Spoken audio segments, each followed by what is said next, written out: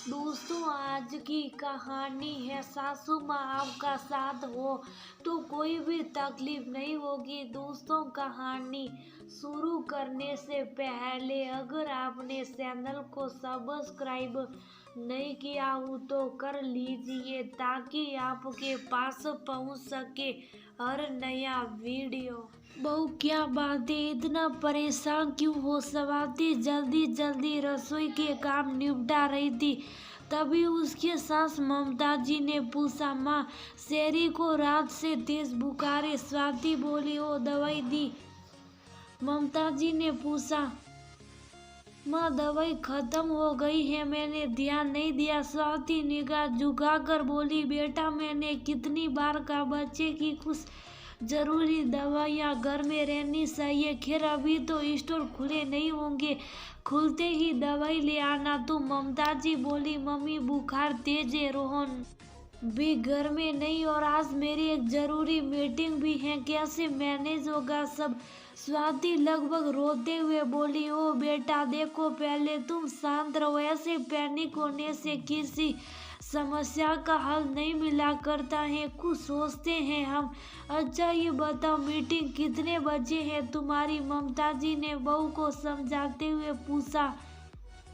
Meeting 10:30 बजे से ही है माँ, और उसमें मेरी प्रेजेंटेशन है, इसलिए मेरी उपस्थिति जरूरी है। पर शेरी को यूं बुखार में छोड़ मैं कैसे जा सकती हूँ? स्वाति रोते हुए बोली, बस इतनी सी बात पर हम इतने मोटे मोटे तुम इतने मोटे मोटे आंसू बहोगी तो जिंदगी की मुश्किलें कैसे पार करोगी?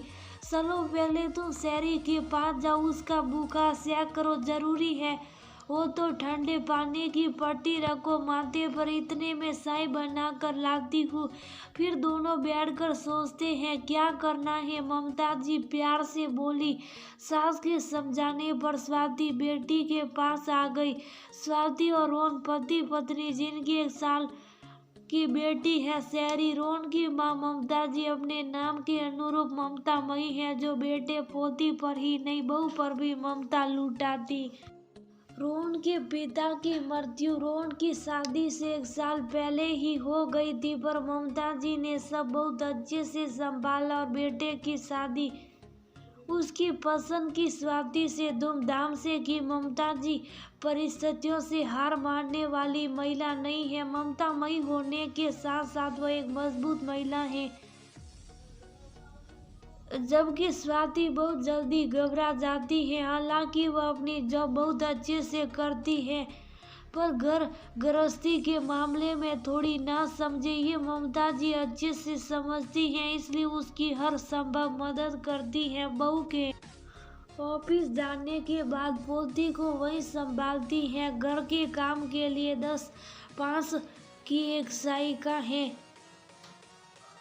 रोहन 1 हफ्ते के लिए मुंबई गया है ऑफिस से काम से। ऐसे में शेरी को बुखार होने से स्वाति घबरा गई थी। कितना बुखार है इसे? अब कमरे में आकर ममता जी ने देखा स्वाति शेरी के माथे पर ठंडे पानी की पट्टी रखे हुए और उसका बुखार नाप कर हटी है। माँ अभी भी 102 है। स्वाति रुआसी हो बोली, घबरा नहीं, लो ये शेरी को दूध की बोतल लगा दो और तुम आराम से सही भी हो, फिर नहा कर तैयार हो जाओ। ममता जी बहू को प्यार से सहलाती हुई बोली, जी माँ बस अभी तैयार होती हूँ, इतने क्लिनिक भी खुल जाएगा। स्वाति साय पकड़ते हुए बोली, हम क्लिनिक के लिए नहीं ऑफिस के लिए तैयार हो जाओ, बस मुझे और शेरी को क्लिनिक के ड्रॉप कर देना, वापसी में मैं कैब से आ जाऊंगी। ममता जी बोली, नहीं माँ आप कहाँ परेशान होगी, और वैसे भी अपनी बच्ची को ऐसे छोड़ मैं कैसे प्रेजेंटेशन दे पाऊंगी, मैं कॉल करके मना कर दूंगी उन्हें।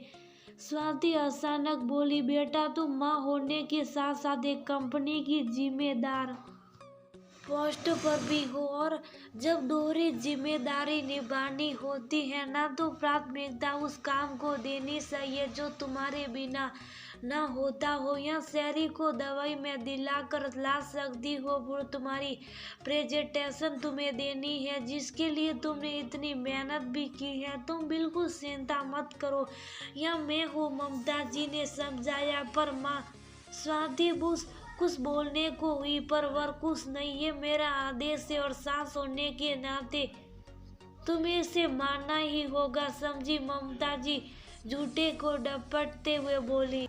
ठीक है माँ, मैं आपको क्लिनिक्स और प्रेजेंटेशन देकर वापस क्लिनिक से पिक करने आ जाऊंगी। तब तक आप वहीं रहना, कैब में कहाँ परेशान होगी, मुझे बस 1 घंटा लगेगा। स्वाति सास से बोली। चलो भी, ये भी ठीक है, मेरी डांट का असर तो हुआ तुम्हें? ममता जी मुस्कुरा दी। डांट का तो पता नहीं, पर हाँ, प्यार का असर जरूर हुआ। जब सास इतनी अच्छी और प्यार करने वाली हो तो बहू को चिंता करने की जरूरत ही क्या है? वैसे भी आप तो शहरी के पापा की माँ हैं, तो मेरी शहरी की डबल माँ हुई, उसका ख्याल मुझसे बेहतर रख पाएगी। स्वाति नम आंखों से बोली। थोड़ी देर बाद स्वाति ने ममता जी को शहरी के साथ क्लिनिक पर छोड़ दिया और खुद बेटी को प्यार कर निकल गई अपनी दूसरी जिम्मेदारी निभाने। हालांकि उसका मन नहीं था, पर ऐसे समय में फैसला तो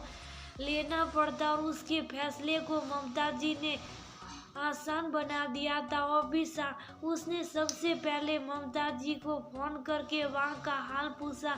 डॉक्टर आई नहीं थी और शहरी सो रही थी। स्वाति सास का आशीर्वाद ले प्रेजेंटेशन को चली गई। माँ, मैं बस पहुँचने वाली हूँ। 1 घंटे बाद स्वाति ने ऑफिस से निकल सास को फोन किया। कैसी रही तुम्हारी प्रेजेंटेशन? ममता जी ने बहू को देखते ही पूछा। अच्छी थी माँ। शहरी कैसी है, क्या बताया डॉक्टर ने? मैं एक बार डॉक्टर से मिल लूँ। स्वाति जल्दबाजी में डॉक्टर के कैबिन की तरफ जाने लगी। रुको बेटा, डॉक्टर और मरीजों के साथ व्यवस्थित। शहरी अब ठीक है, डॉक्टर ने इंजेक्शन दिया है इसलिए सो रही है। तुम क्यों घबरा रही हो इतना? चलो अब घर। ममता जी बहू का हाथ पकड़कर बोली। माँ, क्या बताया डॉक्टर ने? क्या हुआ शेरू को जो इतना तेज बुखार आया? गाड़ी में बैठते ही स्वाति अंधीरता से बोली। मौसम का असर था बस, और कुछ नहीं। तुम बताओ, तुम्हारी प्रेजेंटेशन पसंद आई सबको? ममता जी बोली। बहुत माँ, मेरे काम की बहुत तारीफ हुई, बल्कि मेरे बॉस तो बोले आप कैसे छोटे बच्चे के साथ इतना सब मैनेज कर लेती हैं, वो भी इतना परफेक्टली। तब मैंने उन्हें कहा, सर, जिनकी सास माँ से ज्यादा ममता भरी और प्यारी हो, ऐसे बहू के लिए कुछ मुश्किल नहीं। स्वाति बोली। अच्छा जी, सास तो प्यारी है, पर बहू को उसका नाम लेते शर्म नहीं आती? ममता जी गुस्से में बोली। मतलब वो सॉरी माँ, मैं नाम नहीं ले रही थी, वो तो बस अपने कई शब्दों पर। स्वाति ने गौर किया तो हकलाने लगी। हाँ, मैं तो मजाक कर रही थी बेटा, तुम भी ना जरा चेहरा देखो अपना। कौन कहेगा अभी इतनी बड़ी प्रेजेंटेशन देकर आ रही हो तो? ममता जी हंसते हुए बोली। तो स्वाति भी हंस गई। तभी शहरी भी जग गई और मुस्कुराते हुए कभी दादी को कभी माँ को देखने लगी। दोस्तों, ये सच है, अगर ससुराल में सास का साथ हो तो किसी भी बहू के लिए छोटे बच्चे के साथ भी घर और ऑफिस संभालना मुश्किल ना हो, क्योंकि सबके साथ से ही तो परिवार बनता है और सबके साथ से ही एक परिवार खिलखिलाता है।